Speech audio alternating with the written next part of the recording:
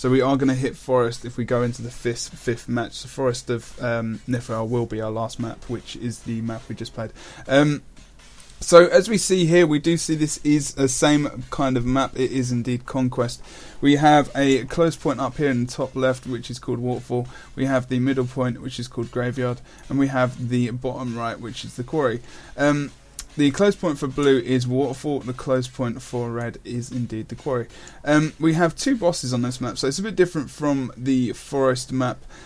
We have bosses, but they're actually lords of each team. So red have the red lord to defend, and blue have their lord as well. Not necessarily defend, but they can let him go. But if you let him go and you let him die, he will actually give the opposition 150 points. So you will be losing 150 points. There is no stat gain in this. There is no other gain other than 150 points. So obviously, if you're at 350 points and you manage to get these doors down, which is also the other obstacle, which is gets Gruntlord is currently hitting at the moment, you will get through that gate, get the boss, and get 150 points. So you want to zerg that boss if possible. The boss can be soloed. Also, it is very difficult. So you either need a lot of burst, or you need to be very tanky and just do it over time. So these teams have a lot of options. What do you reckon? We've seen in the EU recently. We've seen a lot of these matches go down to the final 2 or 3 minutes and actually run out of time as well. Lord kills are becoming a lot more frequent, especially because we're not getting to 150 points. 150 points to 500 points within the allotted time. Right. So I don't know. How do you think we'll be going in this? Well, I mean, if we take a look at the setup for Team, that is going to be the exact same one that they were running last match. But we do see FroG actually changing out one of their thieves for a double engineer, double warrior, and guardian play. Mm-hmm. So they're really focusing on a lot of AoE control, a lot of point defense kind of control. So I don't know. It'll be interesting to see how well of mobility that they actually have with these classes. The Guardian doesn't have a lot of mobility. The Engineer has that swiftness every time he switches kits, which gives him some nice speed boost. The Warrior obviously has leaps and whatnot that can get him across the map. But I think that overall, in terms of mobility, I think that Team is going to definitely have the upper hand. But again, they're still running the Elementalist and Necromancer, and I just feel that Necromancer isn't as strong right now with the Guardian shouts. Yeah, I mean, yeah, that is a problem, and I had a look at his spec before. I'm just going to go over to Grotch. We are going to have a quick look at these specs. Just telling the team so they don't think that we're just abandoning them. They're probably quite excited to get, so we're going to build up the tension for these guys. Just going to go through the specs very quickly on Grotch. A quick explanation of what he's doing. So he's running the Runes of the Soldier, which is what pretty much every Bunker Guardian is using. So like as you said rightly, 6 set does indeed remove condition per shout use. So this is on so his condition removal on himself is very, very awesome.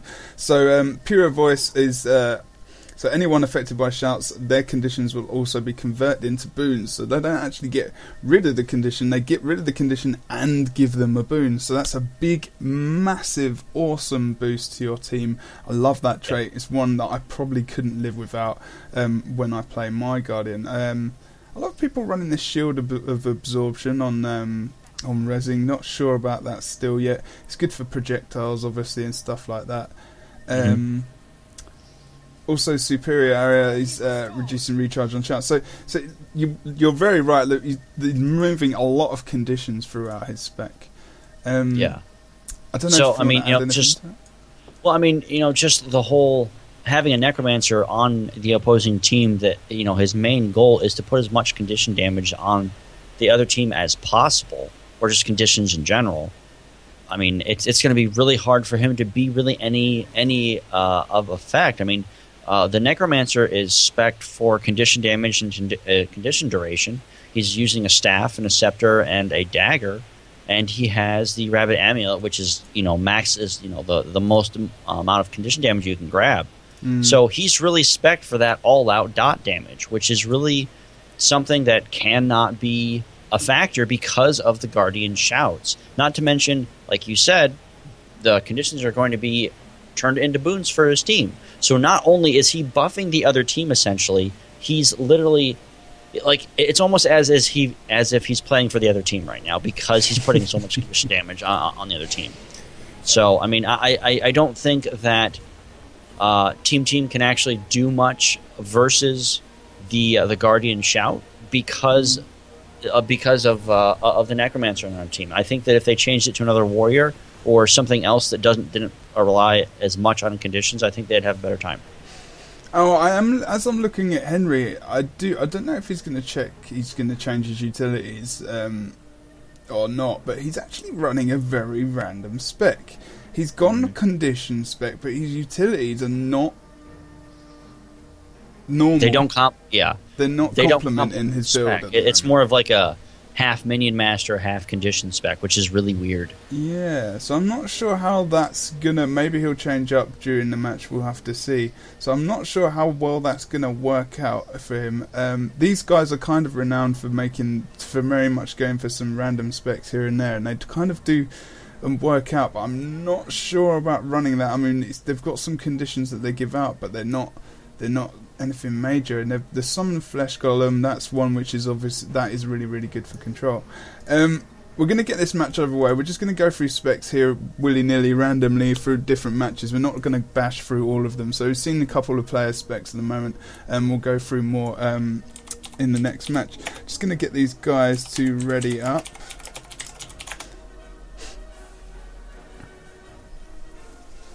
Ah, okay. So Henry has indeed told me that he. Okay, I'm not gonna release the words of what I was gonna say there because it's not fair for Henry because he'll be sad.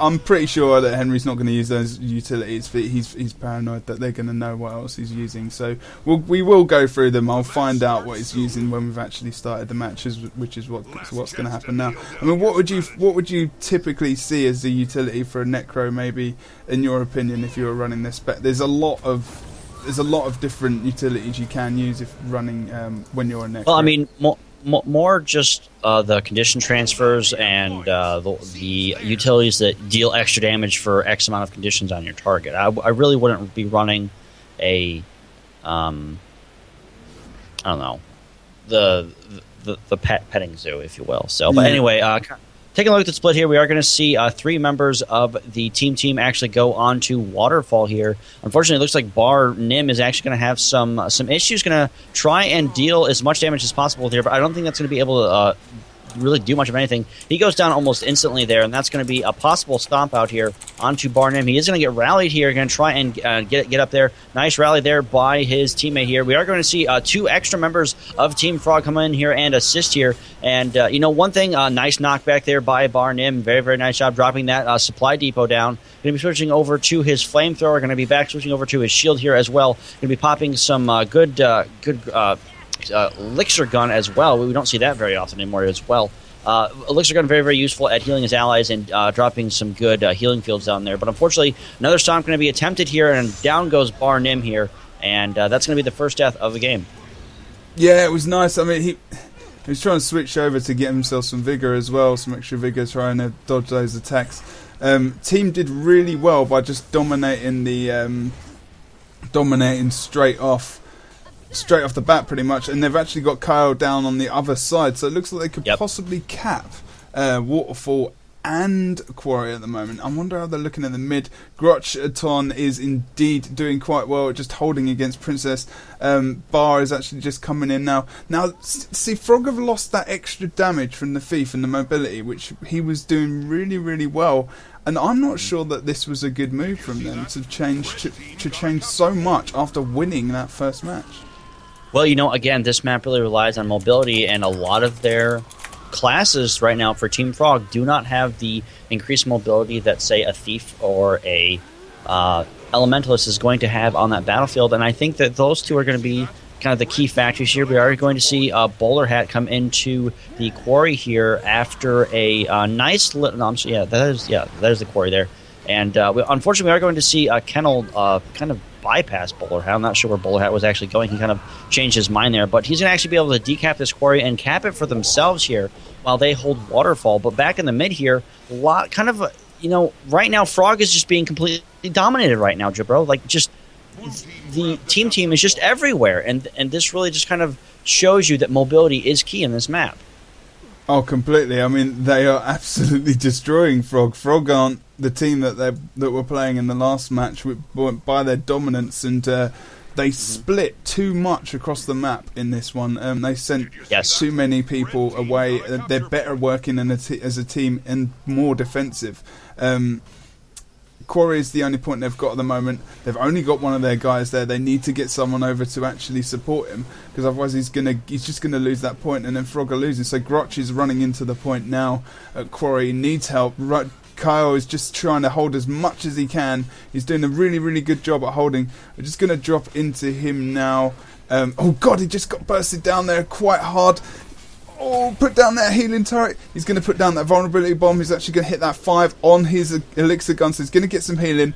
Possibly using the blast for the retaliation. No, he didn't get the blast off. So Groshton going for that res. Nice res there. So you saw that shield coming out. Absorb shield coming out just as he went down for the res, which was very useful, especially as the FIFA's trying to range there. So this projectile's not getting through as much as they can while he's down. So he's actually back to full health. Doing really, really well now. Probably going to switch out to his elixir gun fairly soon, try and get a bit more healing down. Maybe use that F4 skill, which he just did. Unfortunately, not getting that heal off there. I'm not sure what they can do at the moment. Getting 100 points down. Yeah, I mean, right now they're very, very far behind, and Bowler Hat just doing an excellent job of just dealing a massive amount of damage to Team FroG right now. Just switching attunements left and right here. Churn Earth going to be popped there. Hits everybody onto this quarry point. Massive bleed damage coming out here from Bowler Hat. Great and excellent job here. Grouchathon very, very low here. Can he get rallied? I'm not sure that's going to be the case. We do see Sanctuary being popped. Wave of Light also going out here. Here comes the rally. Nice there. Job here by FroG here. We do see Bowler Hat blink away to try and negate some of the damage being dealt onto him as well. And unfortunately, we are going to see Burst go down here. Burst and Barnum go down almost instantly. Grouchathon very, very low. His heal is at 2 seconds. Can he pop it beforehand? Not going to be the case. Grouchathon goes down, and that is going to be the quarry here for Team. That is going to be a free cap for these guys at the moment. Oh, 4 people down! Wow! It's not good. And Hawk's just going to run. Not good at all. 243 to 75, Jebro. Holy crap. Quite a dominant performance from Team. I think there's not really much you can say. They've completely changed the way they've played now. They've actually been dominant. They're pushing points together. They're not splitting up. They learnt their lesson in the first match. They know what FroG are doing, and this is their map apparently. As they're starting to kick ass. Now FroG, they can try and regroup now. This is what they want to do for new players or anyone else watching who's not sure what the possibility is now. They can still come back from this. It's not all over yet. Do still have a 150 point buffer there, but unfortunately FroG, like you just see Kyle going down here off point, is not with his team, so they can't get onto him fast enough, and they've got a warrior in between them who can CC, so there's no point in FroG trying to go for the rest because they're just going to get downed. And they're having problems at quarry as well. There's no one challenging mid. People aren't talking to each other from FroG. At the moment my screen is at mid. There is no one there, so no one from FroG is using that initiative. No one is peeling away to get the decap because red are just getting more and more points. Blue have not got a point contested. They need to win this team fight very, very quickly. Yeah. Taking a look over here at Waterfall from the point of view of get griddled there. I apologize. I completely thought that said something else. And he is going to have that stability on there as well. He is going to pop a couple other abilities to try and give him some good point defense there. That's going to be a stomp here out onto, looks like that was Fan. And it looks like Burst is going to go down as well. But my gosh, right now, all Team has to do is go straight for that Guild Lord and win the game. It'd be 500 some points to 75. This is a complete dominance right here. We do see the Guardian for Team FroG, which is going to be Calhel, really try and deal some good damage here, but he just gets so bursted down, so focused. Look at all that condition damage being brought on to him, and it looks like Henry is playing a very, very good job here at just putting all those condition damage onto the team. And unfortunately, Grouchathon not going to be able to do much of anything right now, Jebro. just such dominance right now. No, such dominance. I think team have well and truly got this. 3 points caps, 75 points for FroG. They need to maybe think about potentially going back to maybe their group that they had before. This is their first team now, and I think it's more of a map thing that's going down for the moment. They don't seem to have the damage they had before, which is obviously the thief, which they had before. They've gone for an engineer. He's not as got as much. He's got a lot of swiftness, which is fine, so I can get around the map quick enough. But he's not actually doing what the thief did in the last match, which was going for decaps, which is apparently is very, very important. So a completely different match. Look at those scores, man. That's just. I think that was one of the most dominant games I have ever seen in competitive PvP. As far as higher end players go, I don't think I've ever seen a team dominate that well. And, big hats off to team. Very, very well done. I definitely think the MVP of that team was, in fact, the Necromancer and the Elementalist, which just had so much mobility, had so much damage, and just so much control with the way that their team was fighting. Just excellent job here by team. Yeah, they did